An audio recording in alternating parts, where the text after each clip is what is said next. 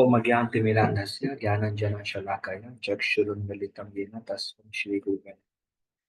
श्रीचैतन्यमनोभीष्टं स्थापितं येन भूतले स्वयं रूपा कदा मह्यं ददाति स्वपदान्तिकम्। वन्देऽहं श्रीगुरु श्रीयुतापदकमलं श्रीगुरु वैष्णवांश्च श्रीरूपं साग्रजातं सहगण रघुनाथान्वितं तं सजीव साद्वैतं सावधूतं परिजनसहितं कृष्ण चैतन्य देव श्री राधा कृष्ण पादान सहगण ललिता श्री विशाखान्वितांश हे कृष्ण करुणा सिंधु दीनबंधु जगतपते गोपेश गोपिका कांता राधा कांता नमस्तुते तप्त कांचन गौरांगी राधे वृंदावनेश्वरी वृषभानुसुते देवी प्रणमामि हरिप्रिये वंशा कल्पतरुभ्यश्च कृपा सिन्धुभ्य एव च पतितानां पावनेभ्यो वैष्णवेभ्यो नमो विष्णुपादाय कृष्णपृष्ठाय भूतले श्रीमते भक्तिवेदांत स्वामिनिति नामिने नमस्ते सारस्वती देवे गौरवाणी प्रचारिणे निर्विशेष शून्यवादी पाश्चात्य देशतारिणे जय श्री कृष्ण चैतन्य प्रभु नित्यानंद श्री अद्वैत गदाधार श्रीवासादि गौर भक्तवृंदा हरे कृष्ण कृष्ण कृष्ण हरे हरे हरे राम राम हरे हरे मुखम करोति वाचालं पंगुं लंघयते गिरिं यत्कृपातमहं वन्दे श्रीगुरुं दीनतारिणं परमानन्दमाधवं श्री चैतन्य ईश्वर।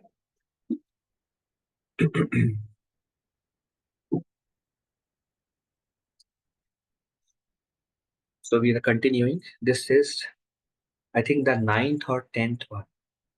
We are discussing the 64 angas of bhakti, and we are discussing the details or uh, some verses, references, quotations that Rupa Goswami describes to all the 64 angas. Offering respects to the banyan trees. Banyan trees are also, it is said, a representative of Narayan. To banyan tree or tulsi, in the Skanda Puran, it is directed that a devotee should offer water to the tulsi plant and amalaka trees. He should offer respect to the cows and to the brahmanas, and should serve the Vaishnavas by offering them respectful obeisances and meditating upon them.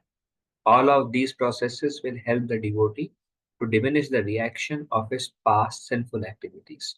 So this is one verse from Skandapur that describes about offering water to Tulasi, banyan tree, and to serve Vaishnavas, Brahmanas, cows, and that helps diminish the reaction of past sinful activities. There are many banyan trees actually. There is Vamsi Vata. Vata is banyan. And there are many Vatas in Vrindavan, under whom, like Vamsi Vata is the banyan tree under whom Krishna uh, uh, played flute and, and performed his pastimes. There are many Vatas like that. Okay. Vat means refers to banyan tree. Then giving up the company of non-devotees. You may be surprised by seeing the horror pictures.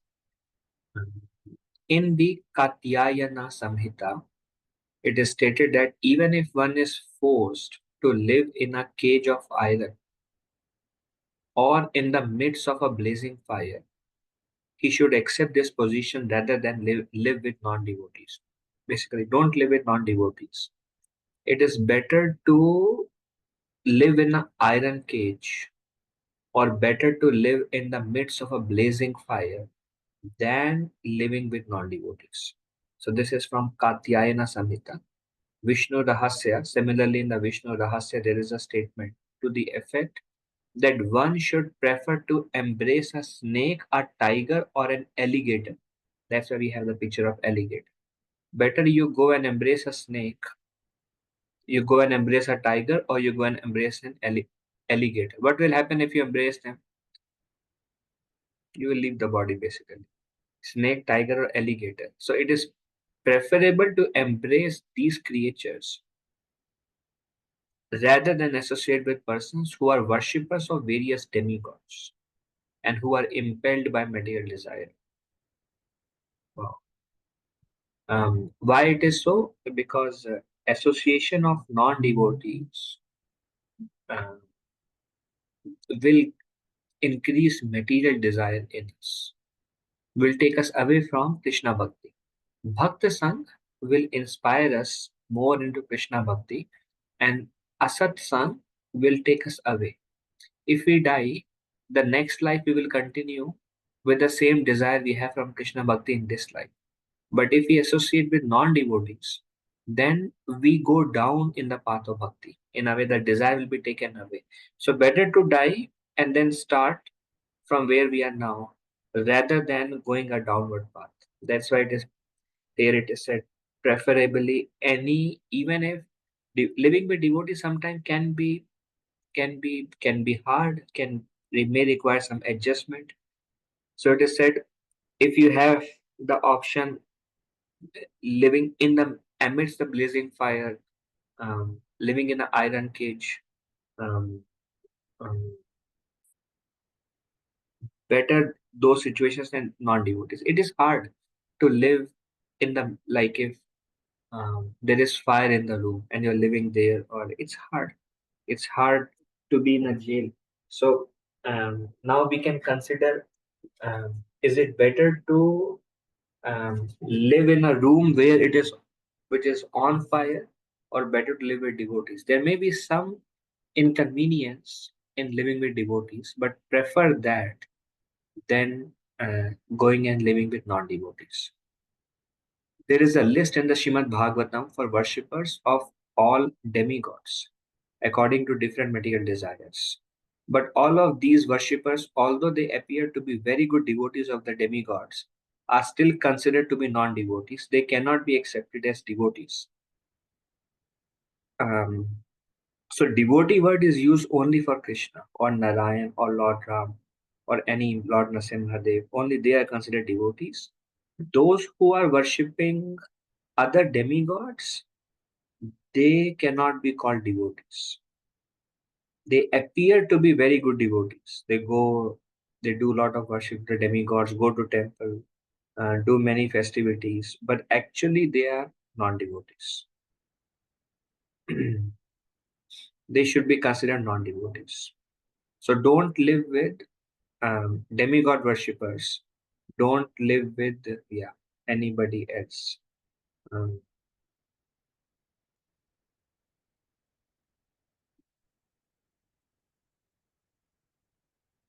okay, that was living with devotees or giving up association of non-devotees.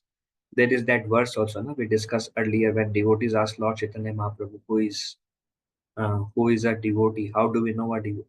What is the characteristic of a devotee? Then Lord Chaitanya said, Asat Sangha Tyagahi Vaishnavacha, one who gives up the association of non-devotees. That is the achar of a devotee. Okay. Then not accepting unfit disciples, constructing many temples, or reading many books. In the Bhagavatam, Narada addressing King Yudhishthir says, this is Narad Muni to Maharaj Yudhishthir, a renunciate must not out of greed make many disciples, nor should a renunciate study numerous works which have nothing to do with God, nor should he earn by living his living by expounding the sacred books. And lastly, he must not engage himself in any work likely to turn him away from the divine values.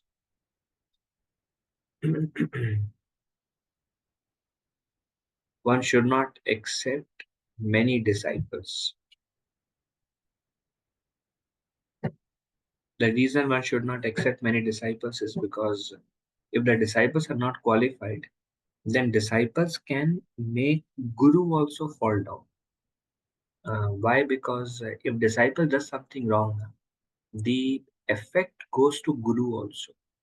Guru and disciple is a very intimate relationship, because guru takes the karma of the disciple.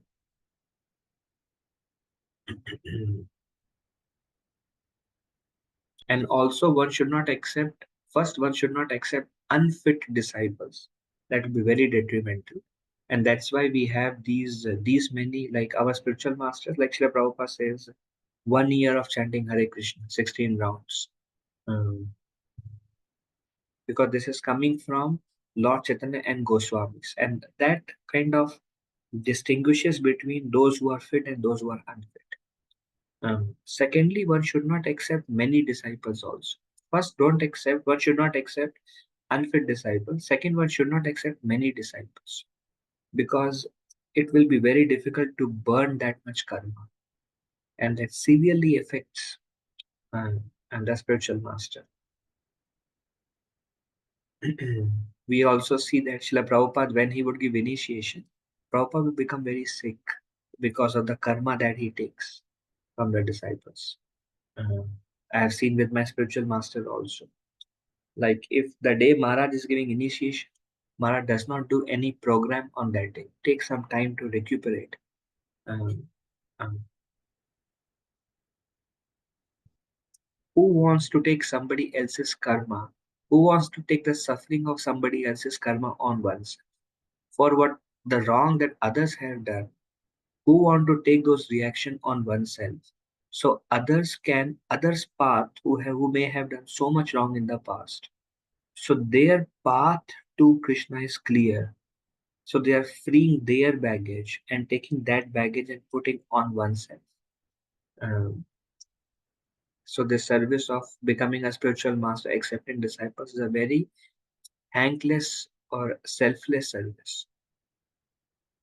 Um, but at the same time, it is said, don't make too many disciples or unfit disciples. Don't read too many books also. Like Srila Prabhupada said on that, um, Bhagavad Gita, Bhagavatam, Chaitanya Charitamrita is sufficient to go back or back to Godhead. Everything is there in these books. Um, and a devotee should not engage himself in any work or be in any circumstances or do anything that is detrimental for one Krishna Bhakti or for remembrance of Krishna. Basically, Rupa Goswami at some other place, he also says, whatever is favorable for your Krishna Bhakti, you do it. Whatever is not favorable for your Krishna Bhakti, you reject it. All the rules and regulations are servant of these two principles. Sri Jiva Goswami observes that the injunction as regards not making many disciples is applicable only to those Satans who have adopted a way of living in seclusion, but does not apply to such sadhus who have chosen missionary work for the spread of the message of bhakti. In proof of this, Sri Jiva points out that Sri Narada and other sages had many disciples. So Jiva Goswami says, for the sake of preaching, one can accept many disciples, only for the sake of preaching. Um,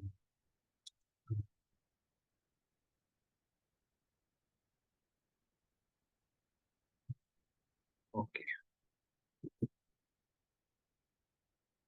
All, all that is said in this injunction is that one must desist from making numerous disciples if one is not sufficiently qualified. And also if the disciples are not qualified to be eligible for initiation. So if disciples are not qualified, don't accept them. If if the devotee is not qualified, then don't make numerous disciples. Um,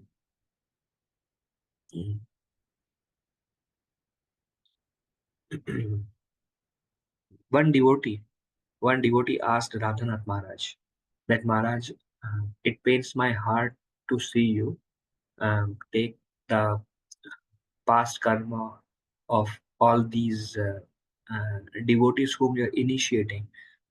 Can I take a part of that karma? Because it pains my heart to see you take everything. Then Maharaj very honestly told the devotee that, Prabhu, if you take even a small bit of it, you will not come out of hospital for the rest of your life. You will not come out of hospital. So that shows that it is. Then what do these pure devotees do? They burn the karma that they take from their disciples by the purity of their Shuddhana, their holy name. Because initially, our name is not so pure that we can free oneself. It requires a very deep, pure name to burn one's karma, like all the karmas. And because they have um, um, their name is pure,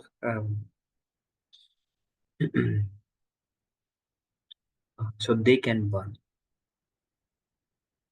Mm. I know many disciples in this, many gurus in this con. Um, Either they don't want to initiate, or they have 5 disciples, or they have very few disciples. They don't want. And there are many examples. Um, Lokanath Goswami, Gaur Kishodas Babaji Maharaj. They also did not want. They didn't want any disciples, but their thing was because they felt themselves unqualified to accept disciples.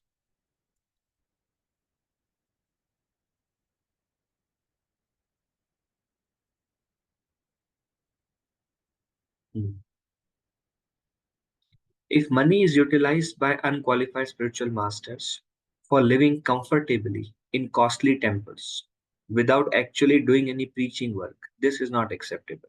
A spiritual master need not be very enthusiastic for constructing temples simply in the name of so called spiritual advancement. Rather, his first and foremost activity should be to preach. Uh, so Prabhupada says, with respect to not constructing many temples, one thing Srila Prabhupada says is, don't construct temple for the sake of comfortably living in rich temples um, um, without doing any preaching work. The spiritual master should not be very enthusiastic in constructing costly temples. Rather, he should focus first and foremost activity is to preach. And actually, one can build um, big temples for the sake of preaching. If one very carefully reads Bhagavad Gita, Srimad Bhagavatam, teachings of Lord Chaitanya, and this nectar of devotion, that will give him sufficient knowledge to understand the science of Krishna consciousness. One need not take the trouble of reading other books. That's on reading many books, constructing many temples. But one can construct temples for the sake of preaching, um, um, not for self-aggrandizement, kind of, and not accepting unfit disciples and not accepting too many disciples. Uh, but uh, there are examples in ISKCON like Jayapataka Maharaj, Gopal Krishna, Radhanath. They have all of them have over 20,000 disciples. Srila Prabhupada had so many disciples. Sasai Thakur has so many disciples. So Prabhupada says, for the sake of preaching, one can do it. Okay, any discussion so far in these topics?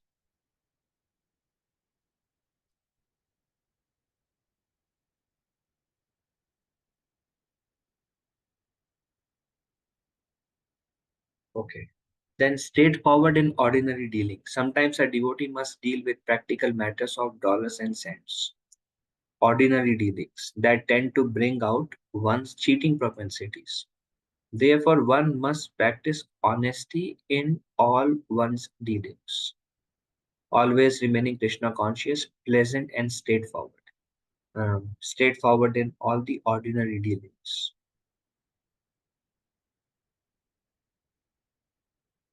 Another place Prabhupada also says simplicity means one can speak the truth even to one's enemy. Whatever it is, straight. But whatever it is, honest.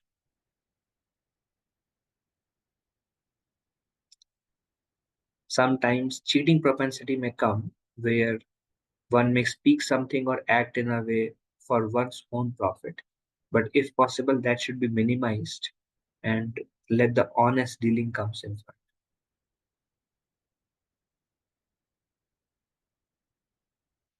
Then equilibrium in loss or gain. The second reference from Padma Puran, page 67, is evidence of this item. It enjoins that anyone who wants to think of Krishna must not allow strong material emotions to overwhelm his heart. Um, uh, Sometimes emotions grow very high now, because either we may lost something, or something uh, unexpected, or whatever.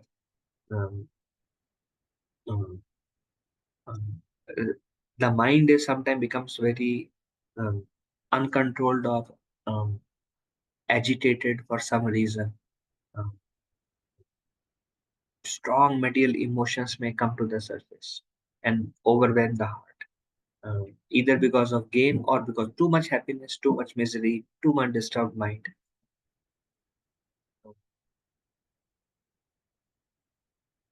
So best is one must not allow those emotions to capture the mind. Rather, when they do capture, which may happen that they do capture, then one must take shelter of Lord Krishna and Lord Chaitanya. It is said, by offering a flower to Lord Chaitanya, the mind can be controlled. And also, mind is Krishna's energy. When we pray to Krishna, my mind is becoming very kind of haywire at this point of time, uncontrolled. Then we can pray to Krishna for Krishna's mercy, that the mind can focus on it. When the mind focuses on Krishna, na, mind will become peaceful. But mind many times doesn't want to focus on Krishna, and like too many thoughts may be coming. And that's where prayer, shelter helps. The holy name. If one sincerely let the mind, if the mind is turbulent, uh, and one just stay calm externally, even if the mind is turbulent, and keep on chanting, keep on serving, and don't act on it, slowly, slowly, the mind will become pacified. Also, talking to devotees, revealing our heart to devotees really helps. Um, or whatever it takes, if you want to make some adjustment to a particular situation, whatever it takes for the mind to settle down, we should do. Um, because if we are not in equilibrium, then remembering Krishna is very hard. And that's why it is said, if there is too much suffering or too much joy, both are not conducive for remembering Krishna. That's why heaven is not very, like it is said, it's very difficult to be Krishna conscious there in heaven. So equilibrium and loss and gain. Then demigods, one should not neglect to offer due respect to the demigods. One may not be a devotee of demigods, but that does not mean that he should be disrespectful to them. For example, a Vaishnava is not a devotee of Lord Shiva or Lord Brahma, but he is duty bound to offer all respects to such highly positioned demigods. According to Vaishnava philosophy, one should offer respect even to an ant. So then, what is there to speak of such exalted persons as Lord Shiva and Lord Brahma? Brahma is a pure devotee, Shiva is also a pure devotee. We are actually from Brahma Sampradaya. Um, in fact, one must offer respect to all the demigods because they are devotees of the Lord. But worshipping them as a supreme Lord, asking them for material desires, those things are condemned. Then one becomes like a non devotee one.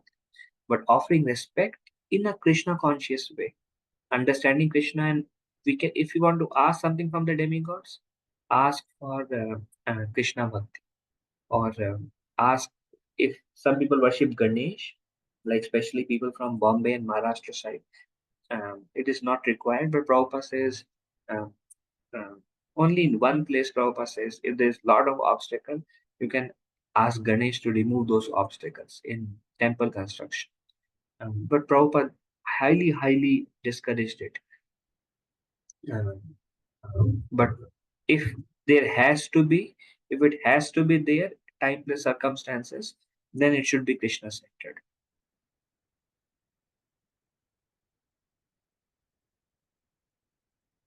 Then not giving pain to any living entity. In the Mahabharata, it is stated, just as the affectionate father never gives any cause for fear and pain in his dealings with his children, ju- just as the affectionate father never gives any cause for fear and pain in his dealings with his children, so also Lord Rishikesh, the Lord of all the senses, is very quickly pleased with those pure minded people who are compassionate to all creatures and avoids being a source of any pain and harassment fear and anxieties to them.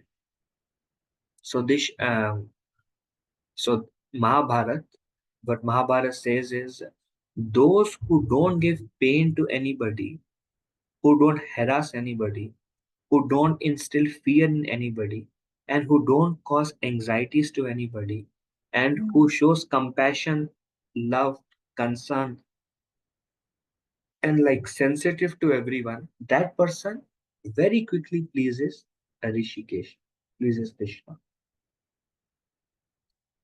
Just like how a father deals with the children.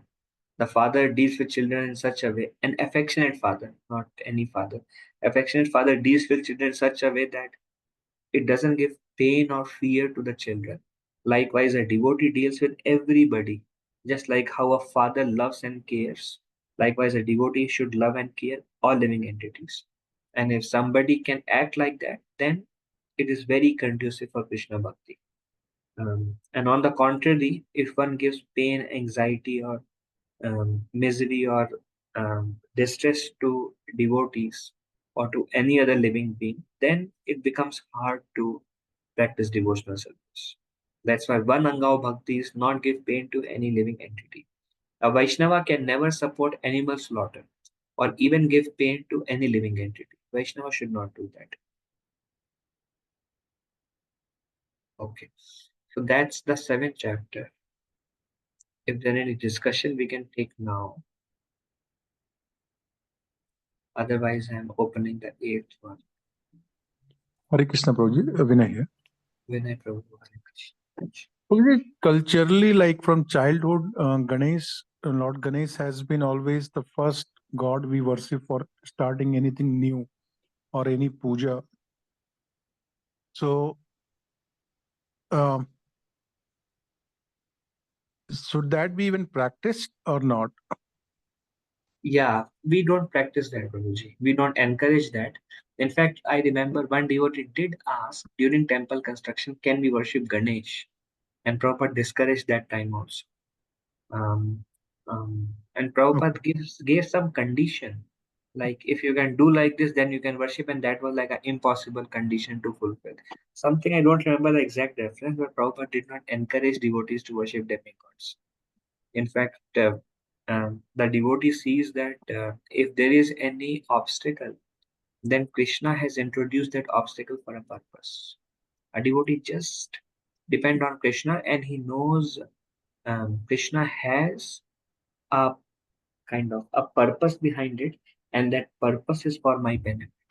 Because sometimes, if with the help of demigods, we may force our way. It is possibility. But then when Krishna sees how the future will be very not be positive if this thing is sanctioned. So Krishna, knowing past, present, future, will not always fulfill the desire of the devotees or may create obstacles for various reasons. Those are actually signs from Krishna. But if one doesn't see the hand of Krishna and becomes like attached to one's own desire, thought process, or whatever, and then take some means or other to get that done. So that thing may be done, but eventually the devotee will realize it was actually not required. So from the beginning only we depend upon this. Does it answer, Prabhuji? Yes. So, Prabhuji, bottom line principle is good or bad, accept it, right? As Um, okay, okay, See the yeah. hand of Krishna, good or bad, and have that faith. It is like have that faith. We don't know how it is good, but have that faith that still it is good.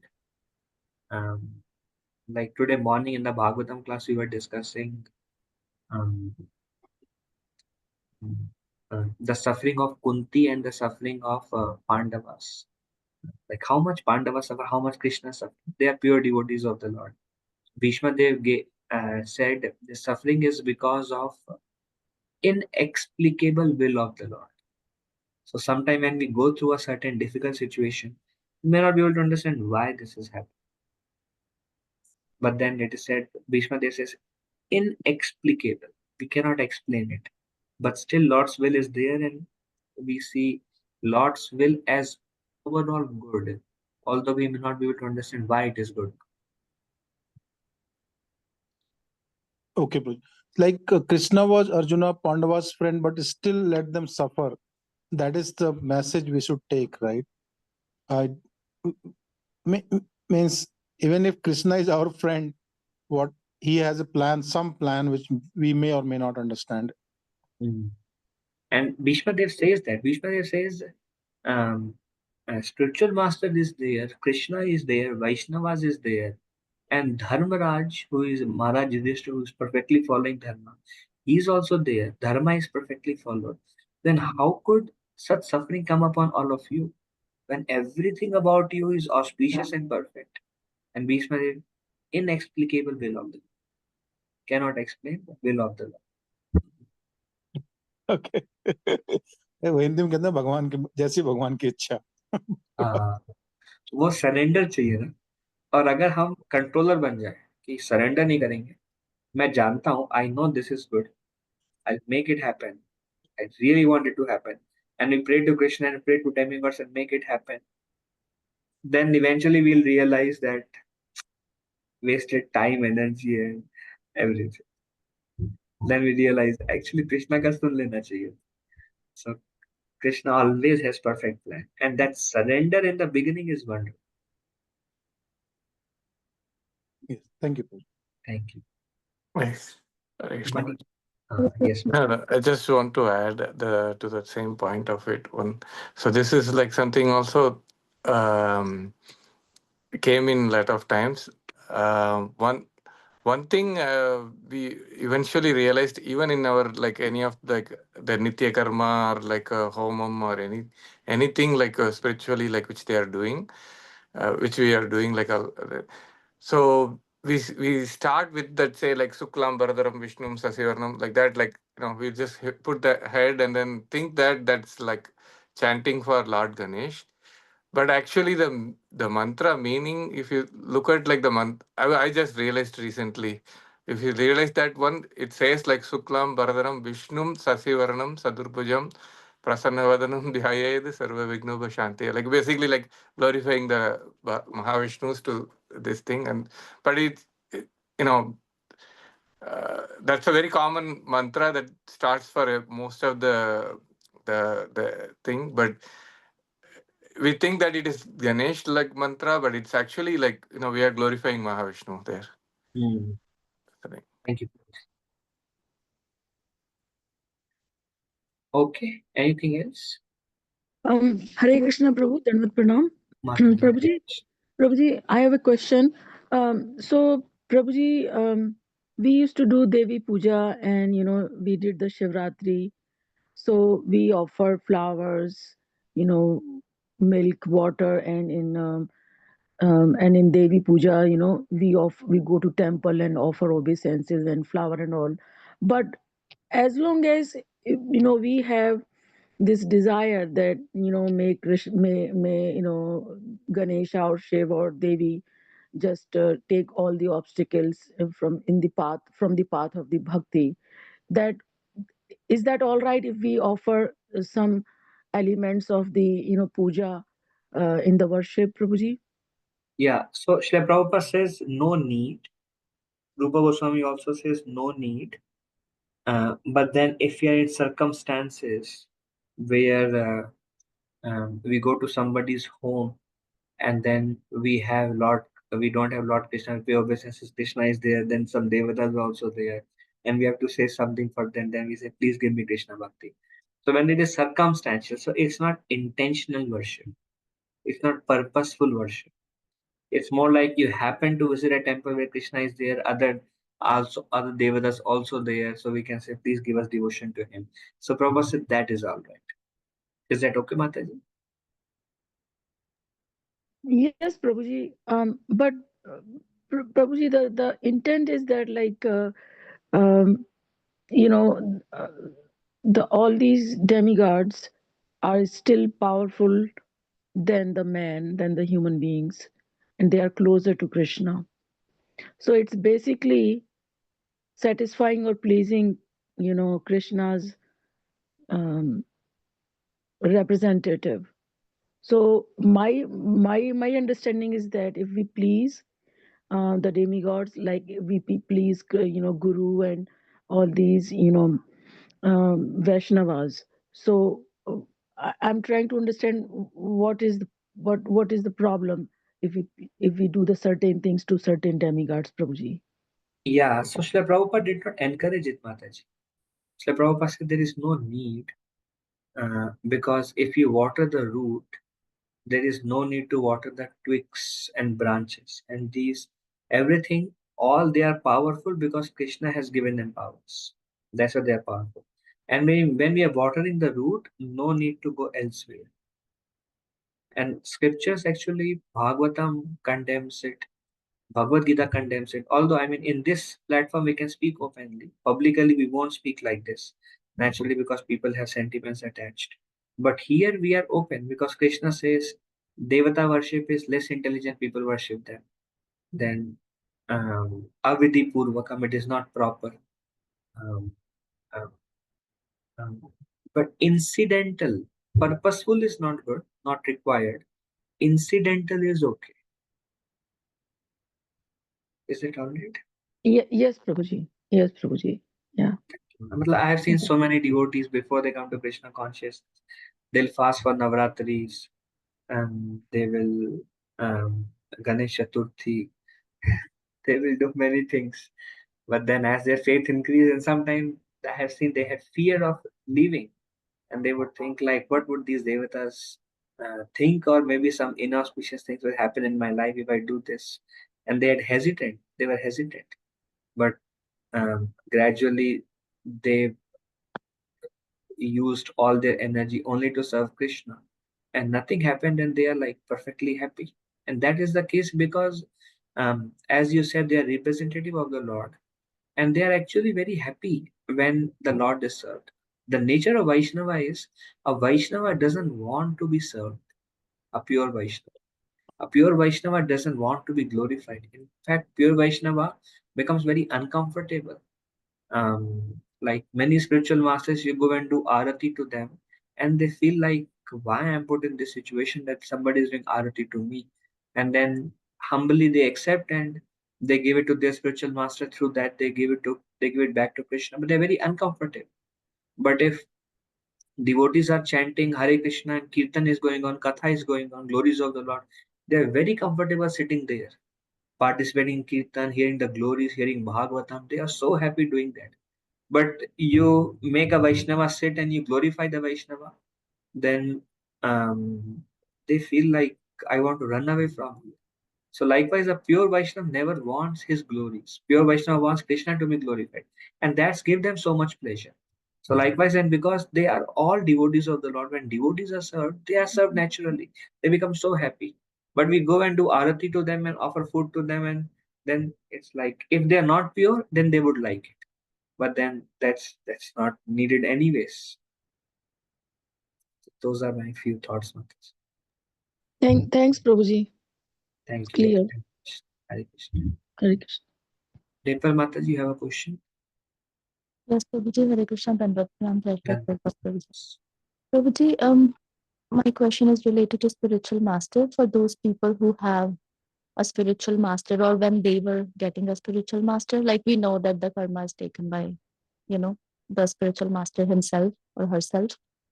But we know that to advance in spirituality, like you do need somebody who is Krishna conscious and to go through the road that they provide to you, basically. My question is like, how do practicing devotees, when they are getting initiation or when they have a spiritual master already, how do they pacify themselves that I know that my karma is being taken up by my spiritual master? It's not fair. And like, what's the thought process there? Gratitude. And we know that we are helpless and we need help. And when we are ready, then we will give back to what we have received, the causeless mercy that we have received. When we are ready, we will give it back. But right now, we need help. And spiritual master does that as a thankless task. And because what Srila Prabhupada did for these devotees, they are doing it to us as a reciprocation to what they have received, and they are great, and that's why just gratitude, humbly accept, knowing that we need it. Like I remember one thing about Radhanath Maharaj, when Maharaj was going to India and he was stopped at um, um, whatever custom or that border, those people, Maharaj was stopped and they were not letting Maharaj in. And Maharaj said, uh, I need the spirituality of India. Please let me come in. Please allow me. They said, we have many beggars. We don't want any more beggars. So go back to your home country. Maharaj said, yes, I don't have any money. I have come to receive uh, this spiritual heritage of India. Um, um, Please allow me this one time. One day I will do something for the people of India. And then Maharaj has done so much for the people of India. So much for the people of India. So it's like at this point of time we need help. But someday we can receive. Thank you, Prabhuji. Okay, anything else?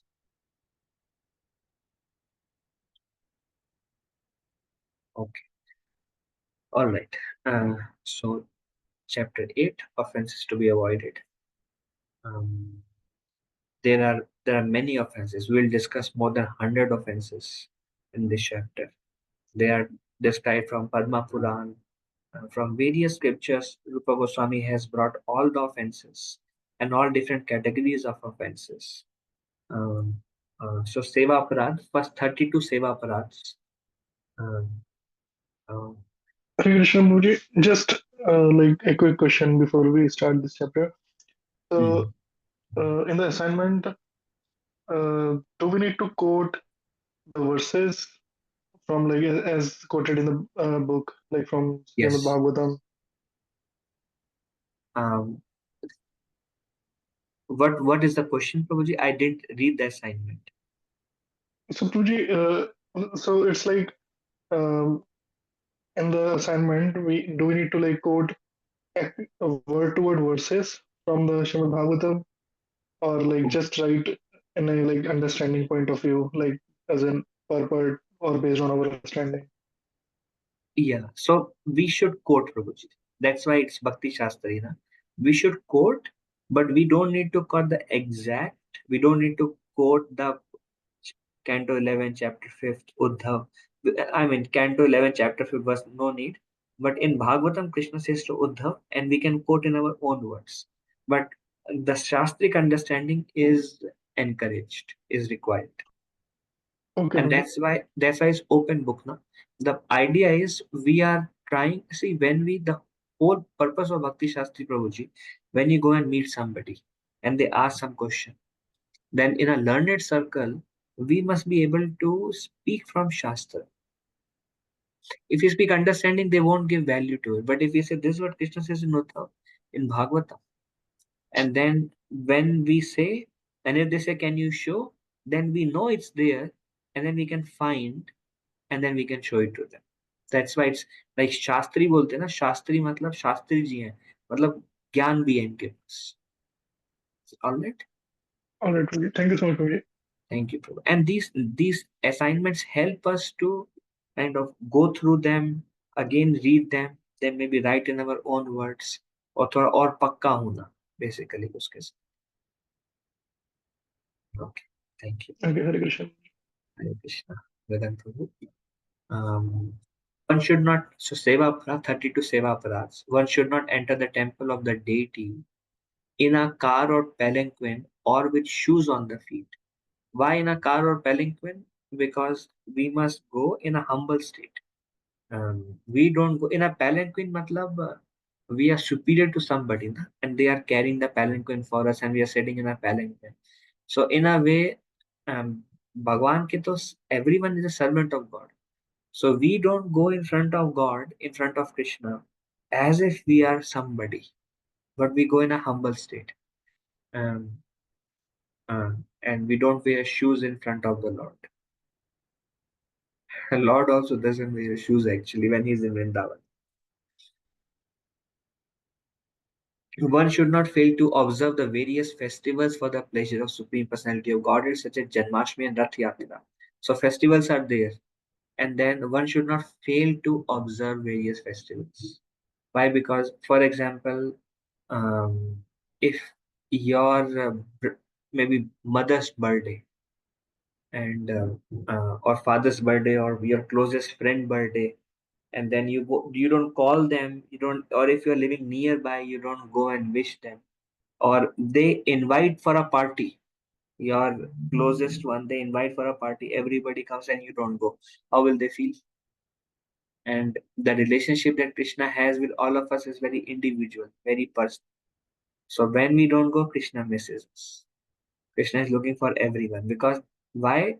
What is happening in the festival? Krishna is getting glorified. These, whether either Jagannath or Lord Ram or Mahaprabhu Nityananda Prabhu Advaita Acharya or some personalities, their celebration is going on, and we want to be present there to hear their glories, to glorify them through kirtan, to observe their arati, for their pleasure. That's why one should not fail to observe um, various festivals.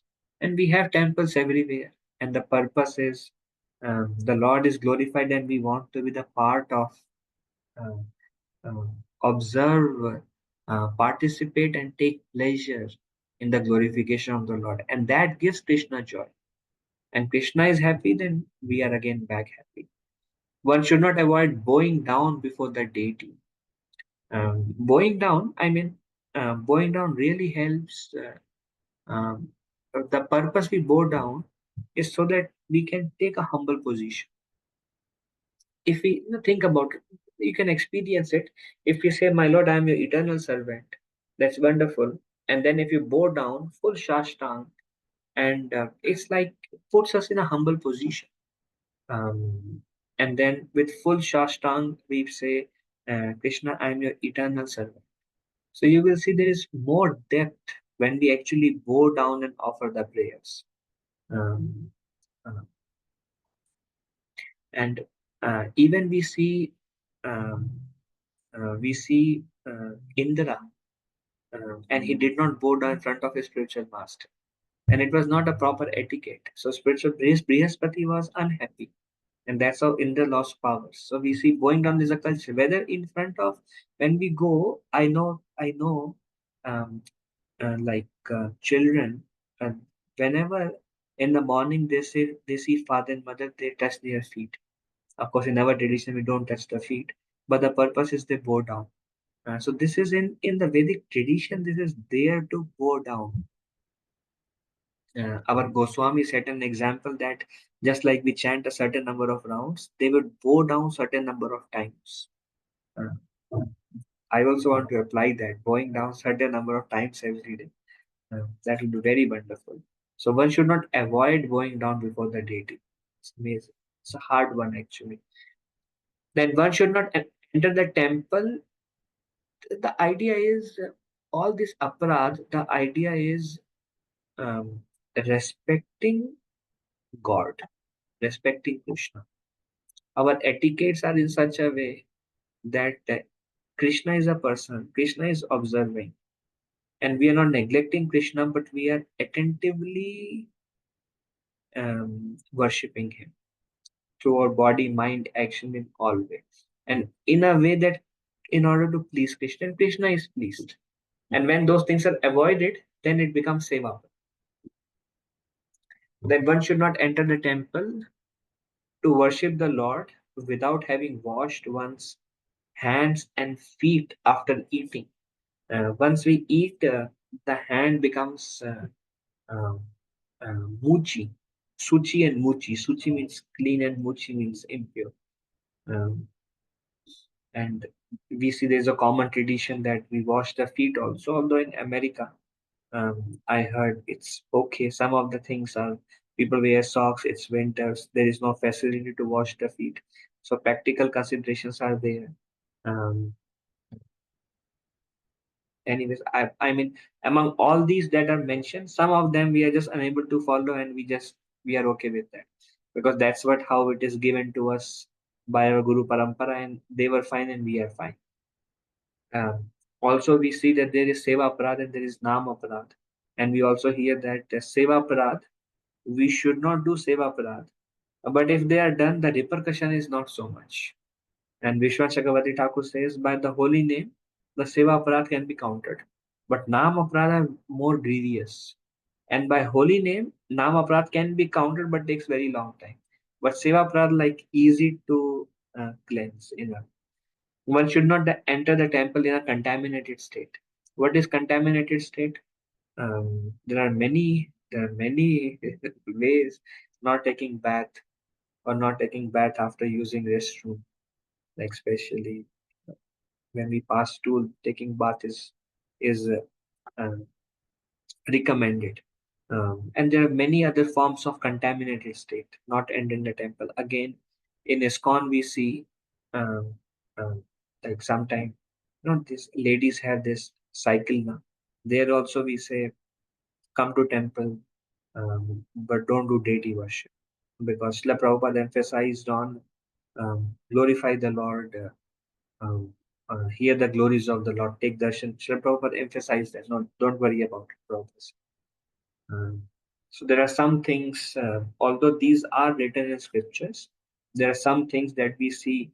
Okay, not coming, is that more beneficial, or coming, is that more conducive for one's Krishna consciousness, or coming, glorifying the Lord, Harinam Sankirtan. Because if we see, holy name is so powerful. Now we are coming, we are chanting the holy name, and maybe chanting our rounds, or maybe doing devotional service. We are coming only for the sake of devotional service and celebrating devotional service.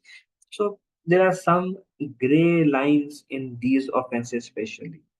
Um,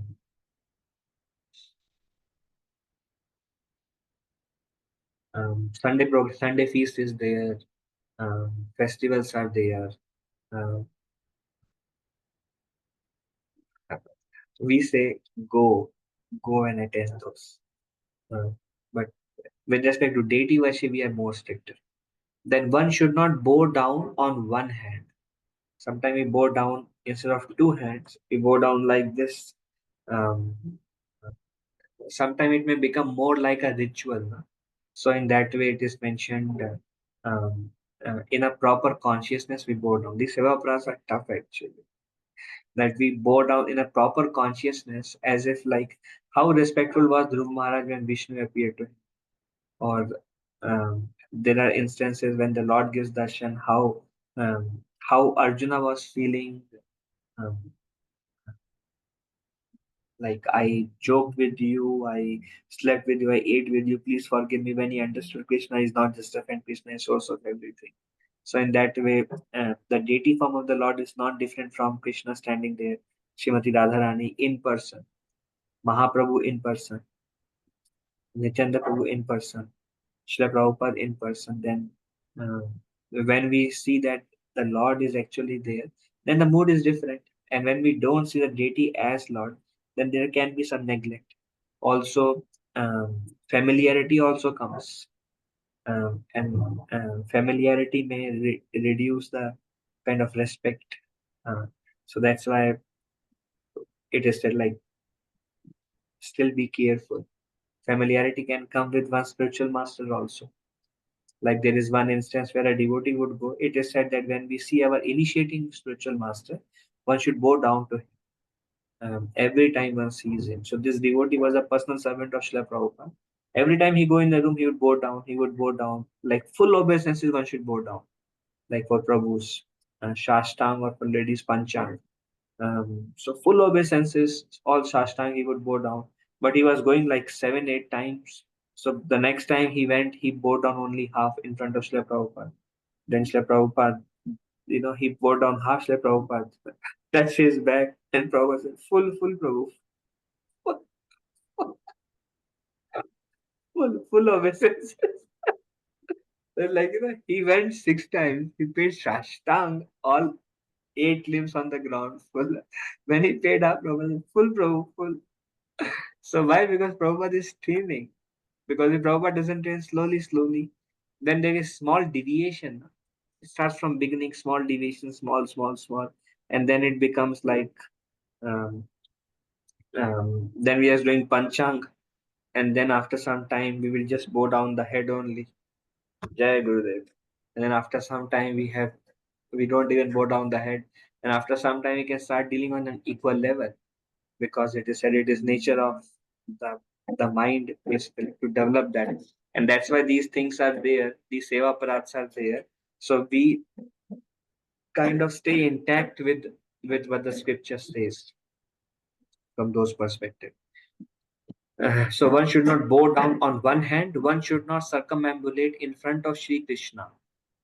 The process of circumambulating the temple is that one should begin circumambulating from the deity's right hand side of the temple and come around. Such circumambulation should be performed outside the temple structure at least 3 times daily. Such circumambulation should be performed outside the temple structure at least 3 times daily. One should not circumambulate in front of Sri Krishna. Amazing, huh? Actually, I read so many times that this one I don't remember. Okay, wonderful.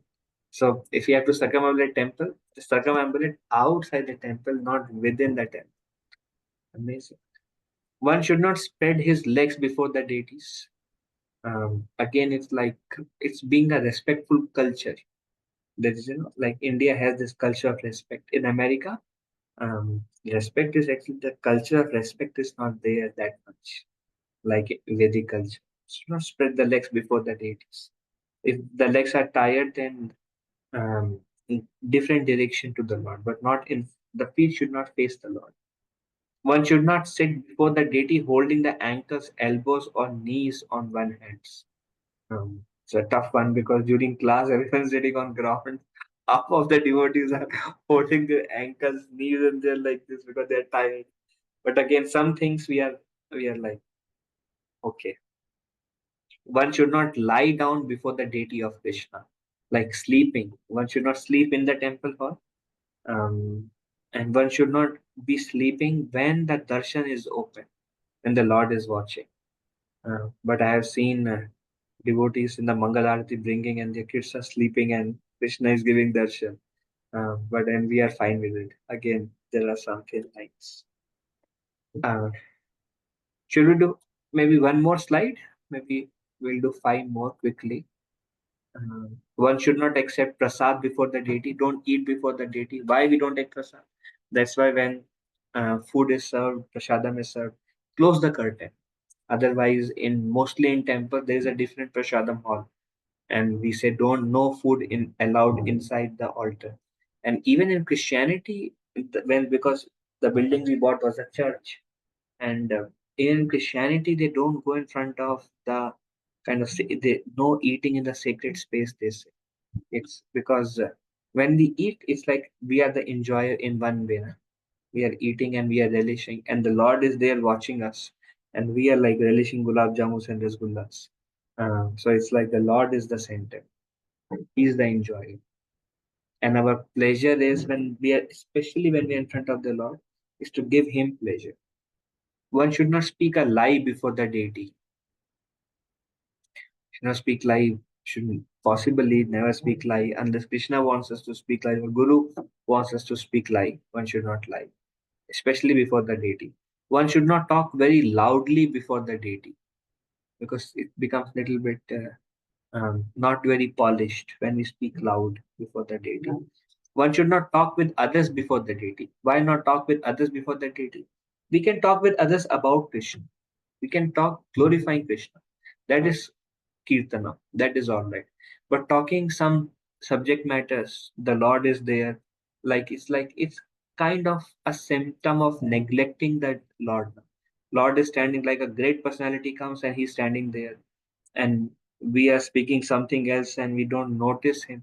So everything is all these aparats are coming from the perspective of what will please Krishna. You should not cry or howl before the deity. Um, this cry is either because of material suffering or but the cry of ecstasy is okay. Um,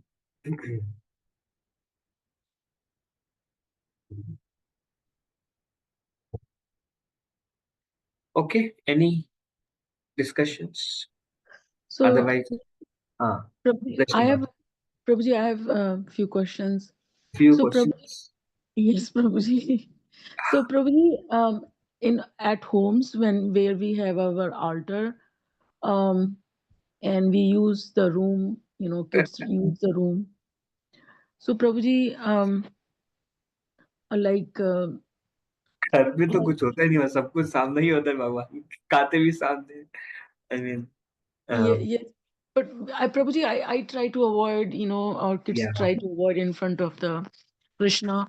yeah, But the thing is that, yeah, how about Prabhuji, if we put Krishna's poster, in in the bedroom where we open our eyes in the morning and we see Krishna, our feet are towards in that direction, but still, the thought is like we want to see Krishna first thing in the morning.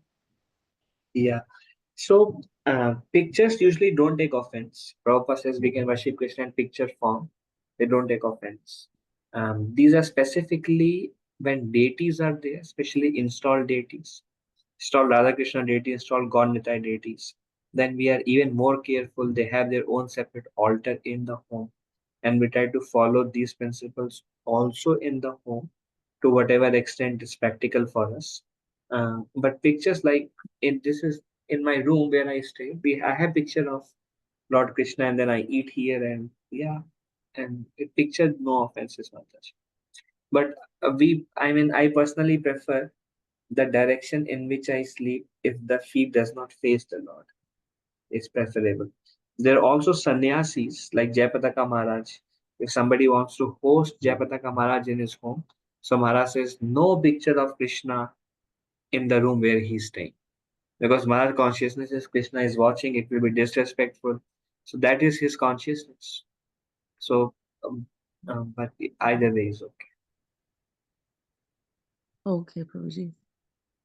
That clears so many things, Prabhuji. Another thing is that, Prabhuji, like Mridanga and Kartal, they are the incarnation of Balramji, Yes. and one should be in a clear consciousness when using those instruments, like cleanliness. I'm talking about. Um, so, what about Prabhuji that mic, like Yeah, somebody who is I mean, doing using the my mic? understanding, Mridanga Kartals are also fine if you're not clean. Um, um, Again, like I said, there are certain rules that we don't take them that seriously when it comes to um, um, performing kirtan, glorification of the Lord. When the mood is out of love for the Lord, I want to do it. I'm eager to hear the glories of the Lord. I'm eager to perform the. So eventually, we will see. This is a little bit loophole. It is said when devotees does something out of love, affection, eagerness, then none of these aparat counts. But if it is done out of love, so there is this Vaidhi Bhakti and Rag Bhakti. So Vaidhi Bhakti means according to scripture, this word, like do's and don'ts. But then if somebody is doing something, so if a devotee comes and takes up Mridanga and has a desire to glorify the Lord and glorifies the Lord, even if the devotee is not unclean, then fine. So that's why there are some thin lines that goes here and there in these seva aparats. Mm. Oh, okay, Prabhuji. Yeah, that answers my question because Pure. somebody asked me this question, Prabhuji, about using the mic. So Yeah, that's fine. Um, so what we recommend in an unclean state is don't touch the deity, don't dress the deity. And even that, we are okay in home worship. Even during contaminated states, especially monthly cycles, we allow ladies to cook for the Lord because otherwise Krishna will be hungry. Nobody else is there take care of the deities, and you can do it. So from one perspective, ISKCON is quite relaxed on it, and because we teach doing service and taking care of Krishna out of love, so that's where the thin lines. All right, Mataji. Yes, Prabhuji. Yes, Prabhuji. Thank you so much. Thank you, Mata. In temples, na, we have many devotees. If one is not able to perform the worship, somebody else can. But in home, the Lord is dependent on us in one way or the other. That's why we allow devotees to do it. Yes, Yes, Dimple Prabhuji. Mataji, you have a question. Hare Krishna, Prabhuji. I just have like quick yes or no questions actually. So you said that, I mean, I read also in Bhakti Rasamrita that prasad should not be honored in front of the deity, but is drinking water fine? Like just plain water? Uh, I mean, uh, um, I personally don't do it. Yes. I have seen some devotees doing it. Especially, we have seen in our culture, we see when a speaker speaks Bhagavatam, then we put a glass of water in for the speakers, and the darshan is often. And the speaker speaks many times. They are coughing or they are thirsty. They speaks. So, um, um, if we see from the perspective that devotee is absorbed in glorifying Krishna, and the devotee is thirsty, and if devotee drinks water, Krishna is way more pleased than devotee is struggling. So, um, that's where these are some thin lines. Um, but generally following rules and regulations, then we don't eat or drink anything. In you won't see any water fountain in the temple hall generally. I haven't seen Right, in ISKCON temple, but I don't know about other temples, but outside you will see them. right, Prabhuji. Prabhuji, I don't know if I read this somewhere. I mean, it's not in the aparats for sure. But I don't know if I heard it or what. Like, is yawning fine? Because I thought like it's that you are, disrespecting still if you yawn in front of the deity. There are many more to come, Mataji. Wait, there are almost 80, 90 aparats we will see. Oh, probably in the 64 yawning is not included.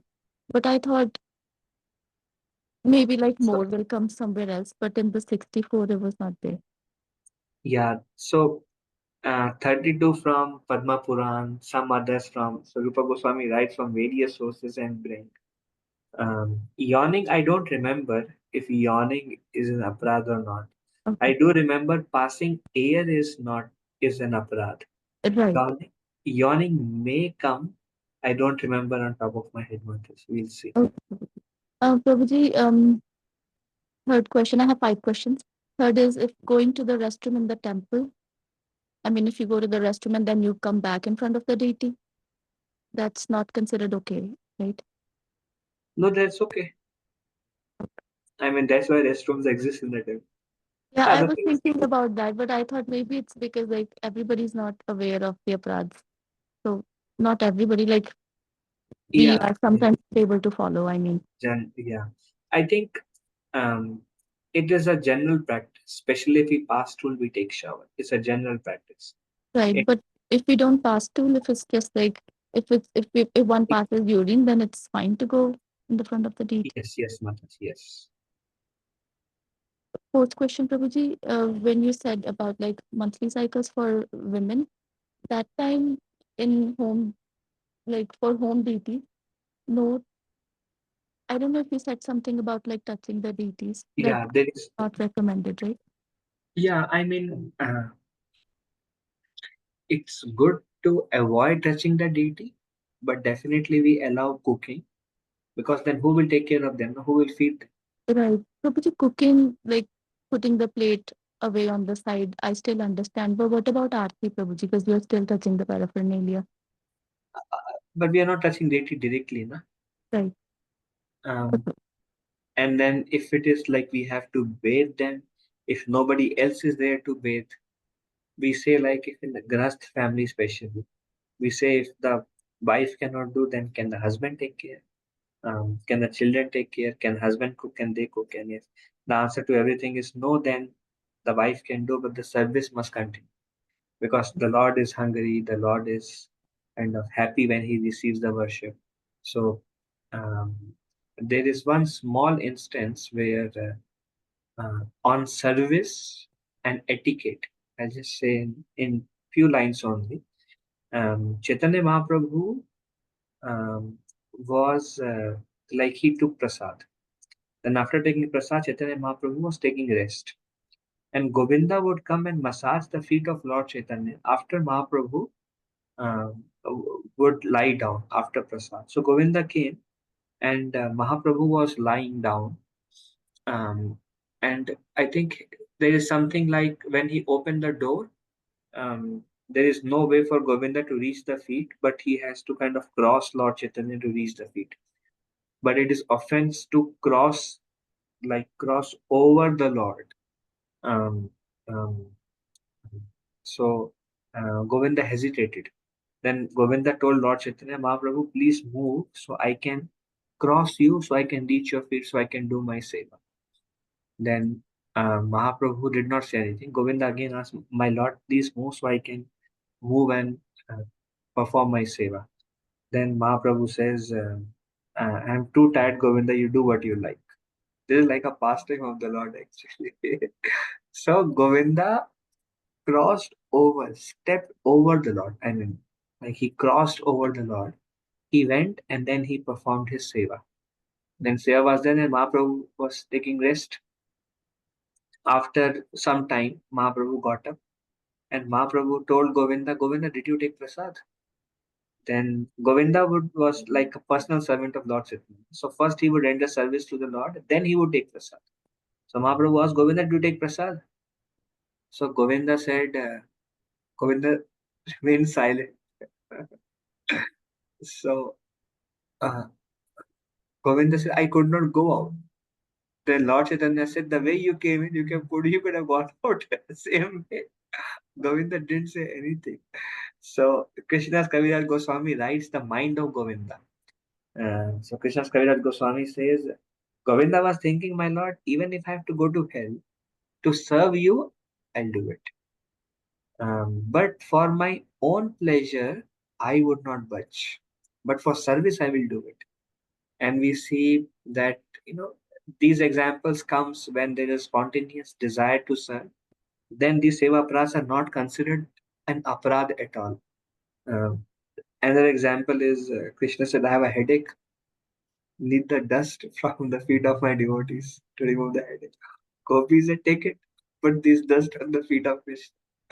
Arun says, no, no, no. What are you doing? Gopi says, no, Radha, take it. We don't mind going wherever. But their mood was service to Krishna. No? So these are, and there are many more examples also. But the idea is when we are going out of eagerness, either to hear, to glorify, like Rashni Mataji was saying, to play Mirdanga for the Lord, anything done for the pleasure of the Lord, then, or whether cooking for the Lord, performing arati for the Lord at home, then we don't mind um, using these examples, but the service should continue. Is that all right, Mataji? Yes, Prabhuji. Amazing examples, Prabhuji. One last thing, Prabhuji, that you mentioned in Bhakti Vriksha one time is about like if there's a seva prad, that it can be taken out by some like health consequences.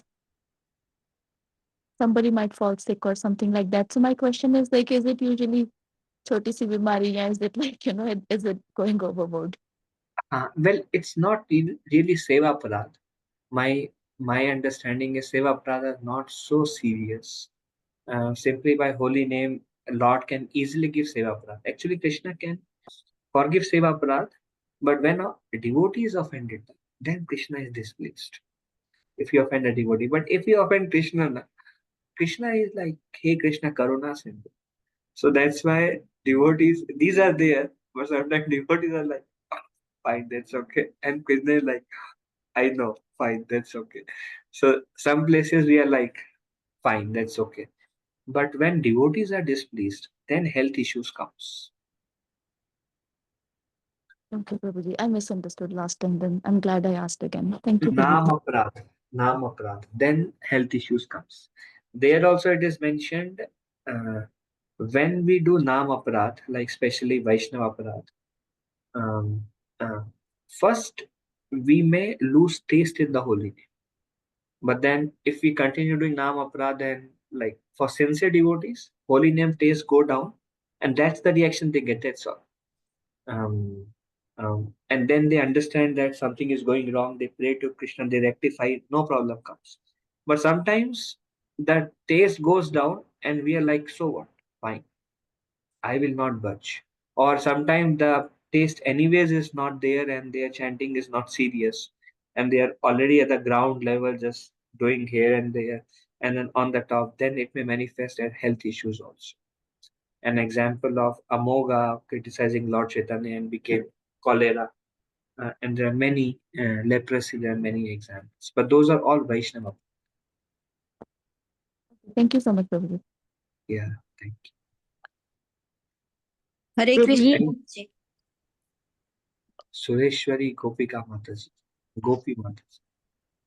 Yes. Prabhuji, if you have installed DT at home, then all these rules to be followed. As much as possible, Mataji. And that's why I said, like, it's one extreme is doesn't matter, just do what we like. Another extreme is I'm so strict that I will not cook for the Lord. Lord may go hungry. So these are two extremes. But rather, how I personally follow and I have heard from senior Vaishnavas is how much to follow these rules and how much it's okay is based on how we observe other devotees are doing it who are mature. Because sometimes I get confused, because if I ask devotees, means I get some different answers from different devotees. So sometimes it is so much confusing also. I mean, you can ask your Shiksha Guru and follow that as the guideline.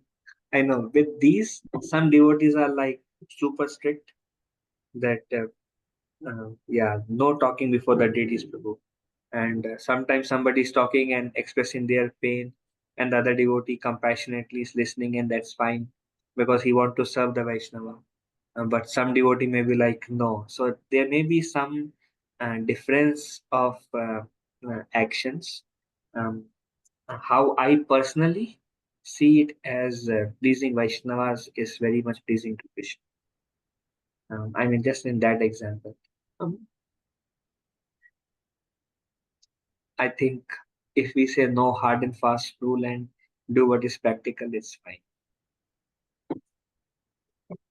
Okay, thank you, Prabhuji. Thank you. Sureshwari Gopi Mataji. Anybody else? Prabhuji, one more thing. Uh, Long back, Prabhuji, Aviram Prabhuji told us that for the aparad, Prabhuji, not sure if it was if he mentioned seva aparad or nam aparad, but he mentioned that if we commit some aparad, then chanting Vishnu Sahasranam can be a resort also. yeah. Okay. Thank you. Um, um, I'm sure Prabhuji has heard it somewhere. Another thought that comes to my mind also is uh, certainly Seva Parat can be negated by um, chanting the names of the Lord. But then we also hear we chant Ram, Ram, Ram. It's equivalent to Yeah, Sahasna Tatulya. yeah, Prabhuji. So, and chanting one Krishna name is like three Ram name. So Yeah, one Krishna name is like 1,000. And for us, it's the Mahamantra. yeah. So Mahamantra has, I don't know how many Vishnu Sahasranam. So many Vishnu Sahasranam are there in Mahamantra. So from that perspective, Hare Krishna Mahamantra is sufficient. But if you like to chant Vishnu Sahasranam, that will also remove. That statement is perfect. Um, hope that answers what. Either way is fine. Yes, yes, Prabhuji. And Prabhuji, what about bathing in the Ganga or Triveni? Will it? Very good. So generally, holy river bathing, we don't go there in unclean state. Generally, Yeah, so we see previously also the saints would use like after passing stool, they use the mud to clean themselves. contaminated areas and use the water to clean, and then they go and bathe. But bathing in contaminated state, we don't recommend in Yes, holy Prabhuji. rivers. In holy rivers. Yeah, that's not all of us are aware of this fact, Prabhuji. Um, you Yeah, know, yeah, in India, there is not any facilities are also available, Prabhuji. yeah, yeah, In yeah. I Haridwar, understand. there is not like locker rooms are there. There is not very much. I mean, Yeah, facilities are not there, Prabhuji. yeah, I understand. All right. Yes, Prabhu. Thank you. We hear like Lokanath Goswami, in the example we hear when he would go, they would take a kamandalu, and that is actually used to wash themselves. And then after washing, and when they are clean from gross substance, basically, then they go and take a holy bath. That is fine. But yeah, I hope that is clear. Okay, anything else? Uh, Prabhuji, Hare Krishna Prabhuji. Prabhuji, my hometown is Puri. So, like, we consider Jagannath ji as our family member, and like, um, we talk to him like in singular also, like Yeah, how we talked with the family member. So now I'm yeah. thinking that we have done so many offense from last how many years, I don't know that. So I remember one thing on that. Today evening I was listening Chaitanya Charitamrita. So please bear with me for one more minute. Um, Jagannananda. Jagannananda said, Chaitanya Mahaprabhu, I want to go to Vrindavan. Lord Chaitanya said, no. Jagannatha said, I want to go to Vrindavan. Please give me your permission. Jagannatha said, no. Lord Chaitanya said, no. Then Jagannatha, okay, he left. He went to Sarup Damodar. He said, Sarup Damodar, I want to go to Vrindavan. The Lord is not giving me his permission to go to Vrindavan because he's saying that you want to go to Vrindavan because you're angry with me. So Mahaprabhu told Jagannatha, you are going to Vrindavan because you're angry with me. So I will not give you my permission. So then Jagannatha told Sarup Damodar, but I really want to go to Vrindavan. Can you please take permission? Mahaprabhu will not say no to you. Can you please go and ask? So Saru Damodar went to Lord Chaitanya. Saru Damodar said, my lord, just like you allowed Jagadananda Pandit to go to Navadvip, please give him your permission so he can go to Vrindavan also. But because Saru Damodar was very dear to the Lord, so Saru Damodar asked, so Lord Chaitanya said, all right, Jagadananda can go, Jagadananda can go to Vrindavan, but tell him that up to Varanasi going is not a problem. After Varanasi, if they see a Bengali Vaishnav walking, then they will loot him. They will take everything from him and they will harm him also. So from Varanasi to Vrindavan, he should go in a group in a group of Kshatriyas. When they are going like kingly people, a troop is going with them only. He should go, not alone. Then Mahaprabhu said, when he goes to Vrindavan, he should live with Sanatana Goswami. He should live with him and tell him not to judge the Vrajvasis because our worship is different from Vrajvasis. The way the Vrajvasis deal with the Lord is different from how we deal with the Lord. In other words, the resident of Vrindavan, for them, the devotion to Krishna like more like spontaneous. Um, and um, our rules and regulations will be like different from how they deal with the Lord because it's a spontaneous love. For them, Krishna is like our like क्या बोलते हैं like our villager, like he's like हमारे गांव से है वो. So it's like very intimate. Um, hmm. So you are resident of Jagannath Puri, it's not different. So from that perspective, I think it's okay for you to do. But for us, Michigan Vasi, maybe, yeah. Um, and also, if something is spontaneous to you, Lord doesn't mind. In fact, Lord is more pleased when the worship is with more intimacy than with awe and reverence. But it is recommended also that externally we worship the Lord with awe and reverence, and internally based on where we stand in our devotion. So Mataji, I don't know if I directly answered your question, but I spoke relevant to that topic. Yes, Prabhuji. Okay, are you satisfied? Yes, Prabhuji. Because I was, after listening to this, I was thinking that I have done so many mistakes, like, um, so. Okay, you are a Dhamvasi. What can we say? All right. Anything else? Any other devotees?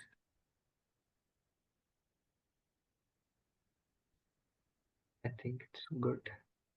Okay. Thank you, dear devotees, for joining. Vanchakalpatarubhyascha kripa sindhubhya eva cha patitanam pavanebhyo vaishnavabhyo namo namaः. Ananta Koti Vaishnavanta Ki. Thank you very much. Hare Krishna. Thank you, Prabhuji. Hare Krishna. Thank you. Thank you, Thank you. Prabhuji. Hare Krishna. Thank you very much. Shri Shyamananda Prabhuji ki. Hare Krishna. Ananta Koti Vaishnavanta Ki. Hare Krishna.